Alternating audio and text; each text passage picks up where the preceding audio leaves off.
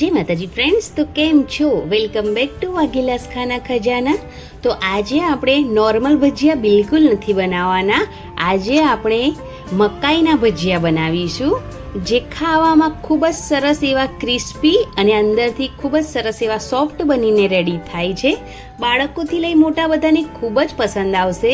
વરસાદની સિઝનની શરૂઆત થઈ ગઈ છે, તો આપણે ભજીયાની પણ શરૂઆત કરીએ. પણ આજે આપણે મકાઈના ભજીયા બનાવીને રેડી કરીશું. તો તમને જો મારી રેસીપી ગમે તો પ્લીઝ ચેનલને સબસ્ક્રાઈબ કરી લાઈક, કોમેન્ટ, શેર જરૂરથી કરજો. તો સૌથી પહેલાં અહીંયા મેં મગની દાળ અને ચણાની દાળને આખી રાત માટે પલાળીને સાઈડ પર રાખી હતી. તમે 5 થી 6 કલાક માટે અથવા તો 2 કલાક માટે ગરમ પાણીમાં પણ પલાળીને રાખી શકો છો. તેની સાથે મેં અહીંયા 1 વાટકી ભરીને મકાઈના દાણા લઈ લીધા છે. જે આ દાળ છે, તમે જો વધારે ટાઈમ ના હોય તો ગરમ પાણીમાં 2 કલાક માટે પલાળીને રાખશો તો પણ દાળ એકદમ સરસ પલળીને રેડી થઈ જશે. તો અહીંયા મેં અડધી વાટકી દાળ લીધી હતી, બંને પણ ફૂલીને 1 વાટકી થઈ ગઈ છે. તો એ પ્રોપર માપ છે. હવે મિક્સર જાર લઈશું અને તેની અંદર તેનું પાણી કાઢી લઈશું અને મગની દાળ એડ કરી દઈશું. તેની સાથે ચણાની દાળનું પણ પાણી કાઢી લઈશું અને ચણાની દાળ મિક્સર જારમાં એડ કરી દઈશું. અને જે મકાઈના દાણા છે એ પણ કાચા છે, તેને પણ 1 વાટકી એડ કરી દઈશું. તેની સાથે અહીંયા આપણે લીલા મરચાં એડ કરવાના છે, થોડા આખા દાણા એડ કરવાના છે અને થોડું આખું જીરું એડ કરવાનું છે.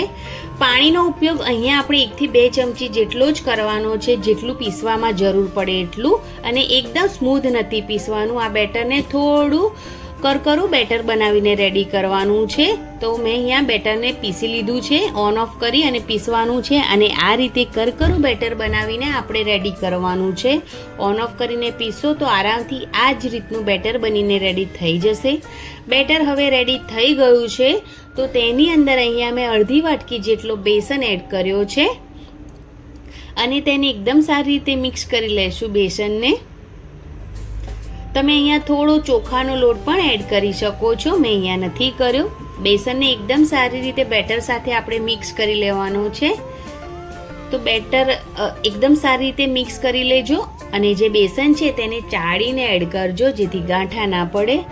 હવે અહીંયા એકદમ ઝીણી સમારેલી ડુંગળી એડ કરી દીધી છે, તેની સાથે ઝીણા સમારેલા ધાણા પણ એડ કર્યા છે. હવે મસાલામાં સ્વાદ પ્રમાણે મીઠું એડ કરવાનું છે. તેની સાથે થોડી હિંગ એડ કરી છે. હિંગનો ટેસ્ટ આ ભજીયામાં ખૂબ જ સરસ એવો આવે છે. હળદર એડ કરી છે અને અહીંયા મેં કાશ્મીરી લાલ મરચું પાવડર એડ કર્યો છે, કેમ કે આપણે લીલા મરચાં પહેલાં જ એડ કર્યા છે, એટલે તીખાશ તમે તમારા પ્રમાણે વધારે કે ઓછી કરી શકો છો. હવે મસાલાને એકદમ સારી રીતે બેટર સાથે મિક્સ કરી લેવાના છે.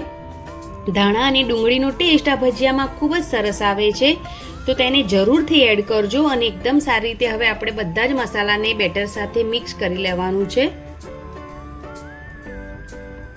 હવે લાસ્ટમાં મેં અહીંયા અડધી ચમચી જેટલો ખાવાનો સોડા એડ કર્યો છે અને થોડું પાણી એડ કરી દીધું છે અને પછી તેને મિક્સ કરી લીધું છે, જેથી ભજીયા છે વધારે સોફ્ટ બનીને રેડી થાય. પણ જો તમે ખાવાનો સોડા એડ ના કરવા માંગતા હોય તો સ્કીપ કરી શકો છો, તો પણ તમારા ભજીયા ખૂબ જ સરસ એવા સોફ્ટ બનશે. તો આ જ રીતનું બેટર બનીને રેડી કરવાનું છે. બેટર રેડી છે. હવે તેમાંથી થોડું પોષણ લઈશું અને ગરમ તેલમાં એડ કરવાનું છે. તેલ અહીંયા ખૂબ જ સરસ એવું ગરમ તેલ છે. એકદમ સારી રીતે તેલ ગરમ થઈ જાય પછી તમે તેને થોડું મીડિયમ કરી શકો છો, અથવા તો હાઈ ગેસની ફ્લેમ પર જ આપણે આ ભજીયાને ફ્રાય કરવાના છે. તો જે રીતના તમારે ભજીયા બનાવવા હોય નાના મોટા, એ રીતનું પોષણ લઈ અને એડ કરવાનું છે તેલમાં એકદમ સારી રીતે. અને આ ભજીયાને એકદમ સારી રીતે ફ્રાય કરવાના છે. આ જે ભજીયા છે તેનો ઉપરથી ખૂબ જ સરસ એવો કલર પણ આવી જાય છે, ઉપરથી ખૂબ સરસ એવા ક્રિસ્પી થઈ જાય છે, પણ અંદરથી ખૂબ જ સરસ એવા સોફ્ટ ભજીયા બનીને રેડી થાય છે. તો આપણે નોર્મલ ભજીયા તો ડુંગળી, બટાકાના, મેથીના ખાતા જ હોઈએ છીએ, પણ મકાઈના ભજીયા જો તમે ટ્રાય કરશો ને તો તમે બધા જ ભજીયા ભૂલી જશો, એટલા ટેસ્ટી આ મકાઈના ભજીયા બનીને રેડી થાય છે. અને ના વધારે મહેનત પણ કરવાની જરૂર છે, માત્ર 5 થી 10 મિનિટમાં જ આ ભજીયા બનીને રેડી થઈ જાય છે.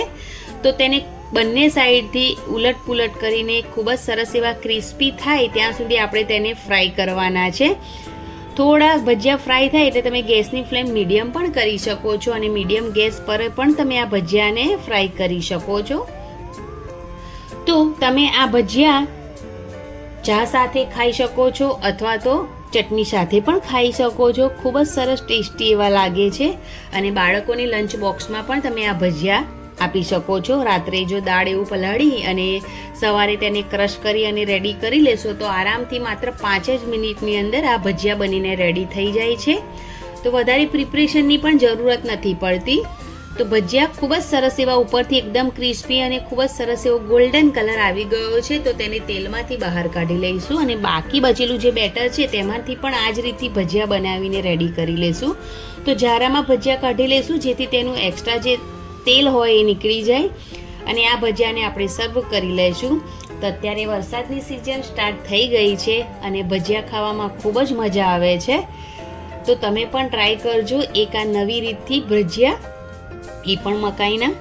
તો ખૂબ જ સરસ એવી ટેસ્ટી રેસીપી આજે મેં તમારી સાથે શેર કરી છે. તો ફ્રેન્ડ્સ, તમને જો આજની આ મારી રેસીપી પસંદ આવી હોય તો પ્લીઝ ચેનલને જરૂરથી સબસ્ક્રાઈબ કરજો અને પ્લીઝ મને જરૂરથી સપોર્ટ કરો. મારી ચેનલને સબસ્ક્રાઈબ કરીને મને તમારા સપોર્ટની વૈસે બી જરૂર છે.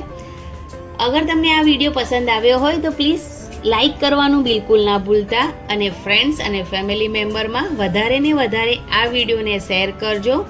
કોમેન્ટ કરી તમારા અનુભવો જરૂરથી જણાવજો. તમે મારો વિડીયો ક્યાંથી જુઓ છો એ પણ કોમેન્ટ કરજો. Thanks for watching.